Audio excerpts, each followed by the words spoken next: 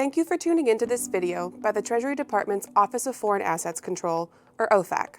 In this video, we will cover the information you need to fill out a specific license application. We recommend you watch our previous video, My Funds Were Blocked, Now What?, to get more context. That video is linked in the description below. Before we get started, you should be aware that if you send in an application to have your blocked funds released, but the U.S. bank hasn't submitted a report to OFAC to let us know they blocked the funds, your application will be returned without action. Often, payments are stopped because banks are conducting their own compliance review. This means the funds may not actually be blocked by OFAC. For this reason, you will want to contact your bank and confirm they sent a report to OFAC before you move forward. If you are seeking a specific license for reasons other than the release of blocked funds, this video may be helpful, but it will not answer every question you may have. If you have questions about our other types of applications, please refer to our license application portal for answers to some frequently asked questions. The second important thing to know is that all documents you submit must be in English or have an English translation. Finally, it's very important to note that blocked funds are not transferred to OFAC. Blocked funds remain with the U.S. bank that blocked the transaction. Assuming the funds have been blocked because of U.S. sanctions, the U.S. bank can only release those blocked funds if OFAC grants a specific license to release the funds, or if the relevant sanctions that apply to your transaction are lifted. With that, let's get started. First, you will need as much information as you can provide about who was involved in the original transaction. Specifically, who sent the money and who was supposed to receive the money. You will need the parties' addresses, contact information, and other identifying information. Please send in 2 different forms of government ID, such as a scan of your passport, scan of your driver's license, or scan of your birth certificate. You will need the transaction information.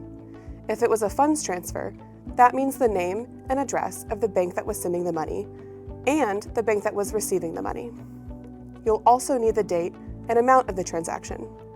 We also need to know about the reason for the transaction, so you should write up a brief description of why the money was sent in the first place. For example, were you sending to a friend or family member? Was it payment for goods or services? The third thing you will need is information about why the transfer was blocked. When a U.S. bank blocks funds, they must report that to OFAC and explain why. You should ask your bank, or the bank that blocked the transaction, what reason they gave for blocking the funds. That means you will need to contact your bank and ask which institution blocked the funds, and if possible, when they blocked it. If your bank does not provide this information, please include all the information you have about the transaction. Finally, you should gather up any other documents you need to support your application. If the blocked funds were for goods or services, be sure to include any invoices, bills of lading, or contracts. Now that you've gathered all the required information, you're ready to fill out the license application. You can find OFAC's online licensing portal on our website at ofac.treasury.gov.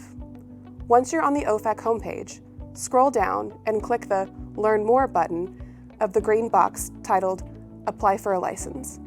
Next, you'll click the blue Apply for an OFAC License button. You should now be looking at the OFAC licensing portal.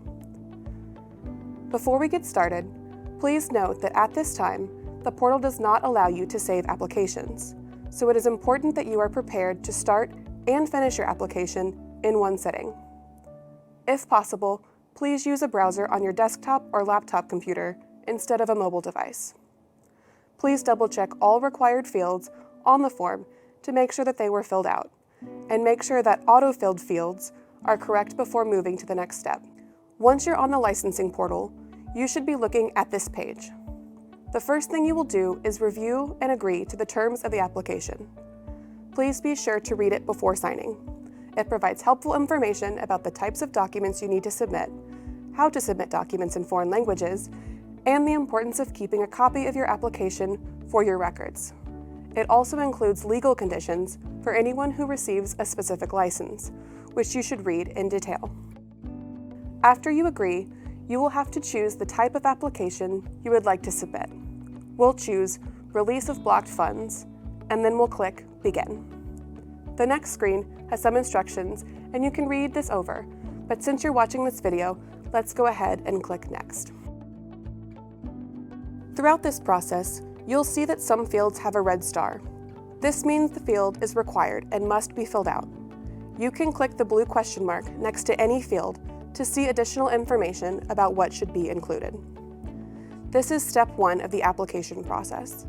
Here you will indicate in the first box whether this is a new application or if you are asking OFAC to reconsider a past application. If you have not applied for the release of these blocked funds before, it would be considered a new application. If you have already applied for the release of these same blocked funds previously and received a response from OFAC, you should select the reconsideration option. Next, you will create your own application reference ID for your records, something short and easy to remember. In this case, we'll use John Doe blocked funds. The third box asks you which sanctions program is relevant to your application. If you click on the arrow on the right side of this box and scroll down, you will see a list of shorthand names of our sanctions programs. Some sanctions programs have multiple options and may even include a related executive order number. The best way to quickly identify the correct program is to review the notification message you received from your bank when your funds were blocked, or contact your bank to ask them which sanctions program was implicated. But if you don't have any of this information, don't worry. You can narrow down the options by considering which countries are related to your case, and then read through the options. For this example, let's pretend you were trying to send money to your sister who lives in Cuba. Since your application isn't related to traveling to or from Cuba, you would instead choose Cuba. In addition to selecting the relevant program, the next field asks you to describe the nature of your blocked funds request. Take a quick look at the list of subcategories and select one if it seems applicable. For this example, we will choose personal remittances, since you were trying to send money to a family member. If you cannot find a category that makes sense, you can go ahead and leave this blank. You can leave the previous license number box blank if this is your first license request to unblock these funds. Next, provide a description of your situation in the reason for application box. This helps our licensing division quickly understand who you are, why you are applying for a license, and what documents you're including in your application. You'll want to tell us the purpose of the transaction, what you know about why the funds were blocked by a U.S. bank, and information about any other parties involved in sending or receiving the money. You can also expand the size of this box by clicking on the bottom right corner and dragging downward to give yourself a bit more room to write. In our case, you would write, "My name is John Doe. I sent a payment of $200 US from my bank account at America Bank in Washington, D.C. I sent the money to my sister, Jane Doe, who lives in Havana, Cuba, on December 29, 2023. Her bank account is at Cuba Bank. My bank, America Bank, told me they blocked my funds on January 1st, 2024. I am attaching a copy of my driver's license and passport, and my sister's national ID card and passport. Once you're done, click Next. Next, you will provide us with your contact information. If you are filling out the application on your own behalf, please fill out the entire applicant section. In our example, you are an individual person, not an institution, so you'll click that button to make sure Person is selected, and then fill out your information. If you're filling this out for yourself, go ahead and click the Correspondent is the same as applicant box. If you are filling out the application on behalf of someone else, you will put your information in the correspondent section and their information in the applicant section. Please note that the correspondent information is only copied after the box is ticked, so please fill out the entire top half before clicking the box. Now that our contact information is in, let's click Next. Step 3 will ask you to provide information about the blocked funds. For our example, you will put $200 in the box as the blocked amount. In the second box, you will write the name of the currency type used in the transaction, such as Cuban pesos, euros, or in this case, US dollars. We'll also put the date the transaction was blocked, which you should have gotten from your bank or the bank that blocked your funds. Next, you will need to provide the information of the US bank that blocked the funds. This information is important because OFAC will use it to verify that we have received a blocking report from the US bank. Please note that if OFAC has not received a blocking report, we are unable to process your application. Now, we'll click Next. Step 4 will ask you for personal information about the person or institution that attempted to send the funds. That person is called the remitter. Fill out the remitter's personal information completely, along with information about the remitting financial institution, which just means the bank that holds the account that was used to originally send the money. This may or may not be the same bank that blocked the funds. In our example, it is. And with that, we'll click Next.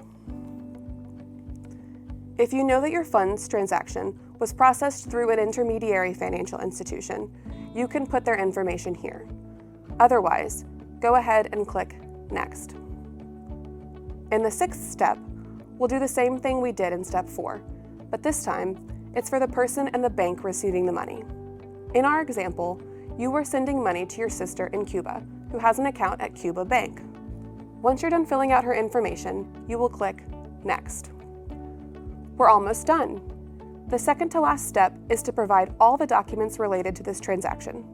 This includes original payment details or transfer instructions, screenshots of blocked transaction, correspondence from your bank, and copies of your 2 government-issued IDs. If applicable, you should also include invoices, bills of lading, contracts, or any other relevant documents. These should provide more detail and help verify the description you provided back in step 1 about the parties involved and the purpose of the transaction. You can also upload a cover letter to provide an overall narrative describing your transaction.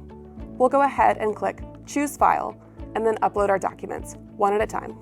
You must attach at least one document in this step, and we ask that you label each one clearly. In this example, we'll say that you've attached a scan of your passport, your driver's license, your sister's national ID card, a scan of her passport, the original notice from the bank that the transfer was blocked, and a letter explaining the transaction. Don't forget that any documents in a foreign language must have an English translation attached as well.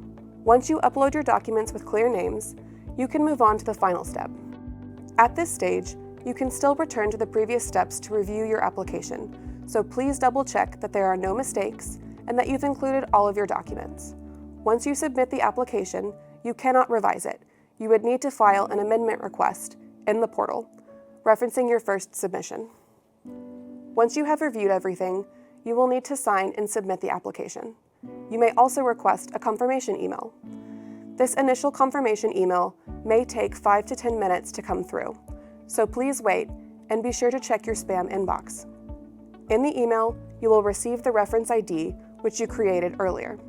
After the first email confirming receipt, your case will be referred to the licensing team, who will create a case number, which you will receive in a subsequent email. The time it takes to receive a case number varies, but until you receive one via email from OFAC, please retain the reference ID that you created for your records. Once you receive an OFAC-issued case number, please refer to that number in all communications with OFAC. To check your case status, simply return to the OFAC licensing portal and click Check Application Status. Click Begin and input the OFAC-issued case number into the dialog box to receive a real-time update on your case. You shouldn't use your reference ID here, only your OFAC-issued case number. If you have any other questions, please visit OFAC's FAQ page on OFAC licenses, where we answer some of the most frequently asked questions about license applications. Thank you for watching.